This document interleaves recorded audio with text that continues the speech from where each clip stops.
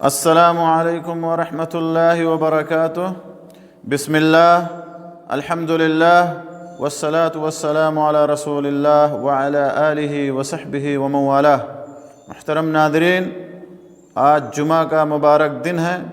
اور دین اسلام میں اس دن کی بڑی اہمیت اور فضیلت بیان کی گئی ہے۔ اللہ کے نبی صلی اللہ علیہ وسلم کی حدیث ہے، خیر یوم طلعت علیہ الشمس یوم الجمعہ، کہ سب سے بہترین دن جسے سورج نے دیکھا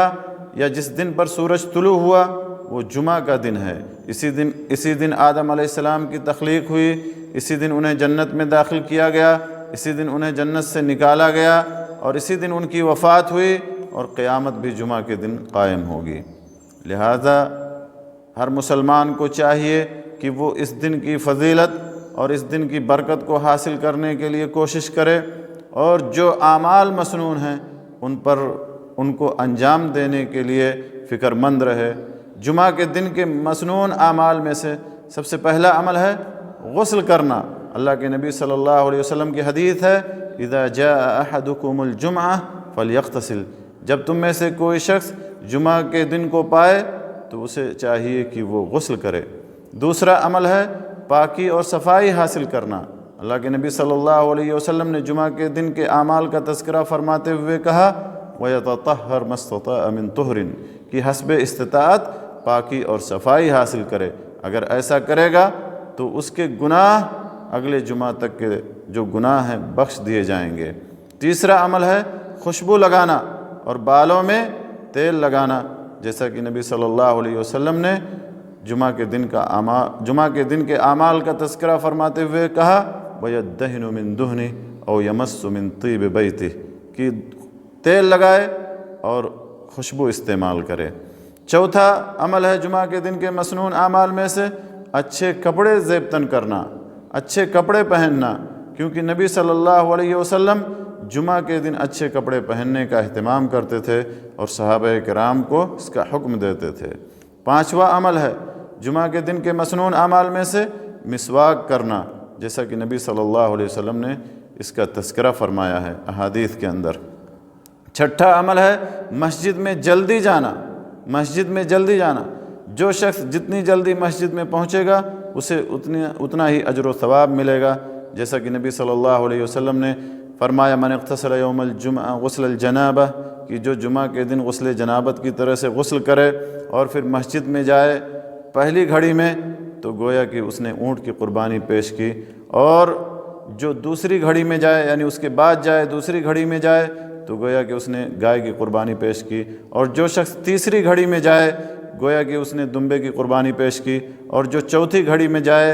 اس نے گویا کہ مرغ کی قربانی پیش کی، اور جو پانچویں گھڑی میں جائے اس نے گویا کہ انڈے کی قربانی پیش کی۔ اور جب امام خطبے کے لیے ممبر پر تشریف لے آئے تو پھر فرشتے جو رجسٹر میں لوگوں کا نام لکھتے رہتے ہیں وہ مسجد میں داخل ہو کر کے خطبہ سننے لگتے ہیں۔ تو جتنا جلدی مسجد میں آدمی جائے گا اتنا ہی اس کو اجر و ثواب ملے گا، لہذا مسجد میں جلدی جانا یہ جمعہ کے دن کے مسنون اعمال میں سے ہے۔ ساتواں عمل جمعہ کے دن کے مسنون اعمال میں سے ہے کہ دو آدمیوں کے درمیان تفریق نہ کرنا۔ جیسا کہ آپ نے دیکھا ہوگا کچھ لوگ مسجد میں تاخیر سے آتے ہیں اور دو لوگوں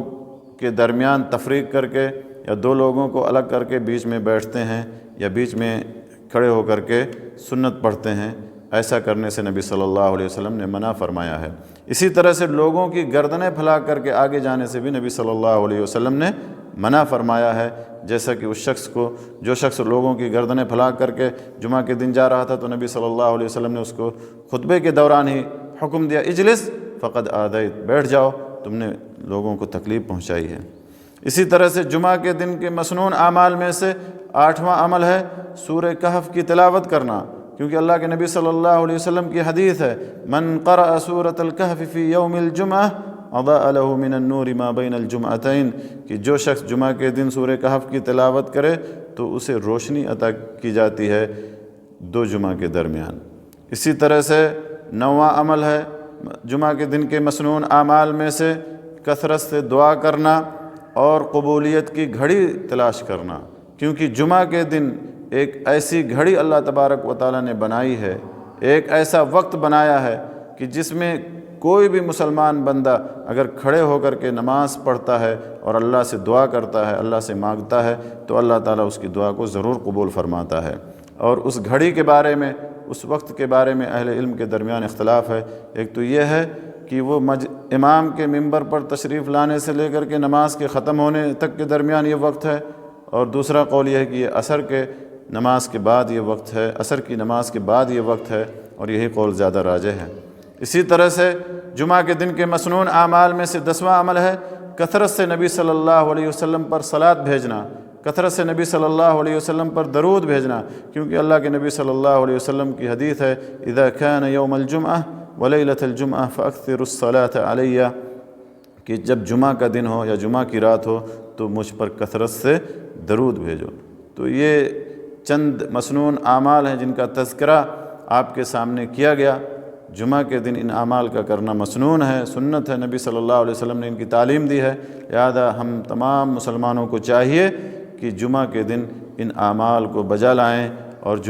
تاکہ جمعہ کے دن کی برکت اور فضیلت کو حاصل کر سکیں۔ اللہ سے دعا ہے کہ اللہ تعالی ہمیں نیک عمل کرنے کی توفیق بخشے۔ آمین وآخر دعوانا الحمدللہ رب العالمین، وصلی اللہ علی نبینا محمد وعلی آلہ وصحبہ اجمعین، وجزاکم اللہ خیرا واحسن الیکم۔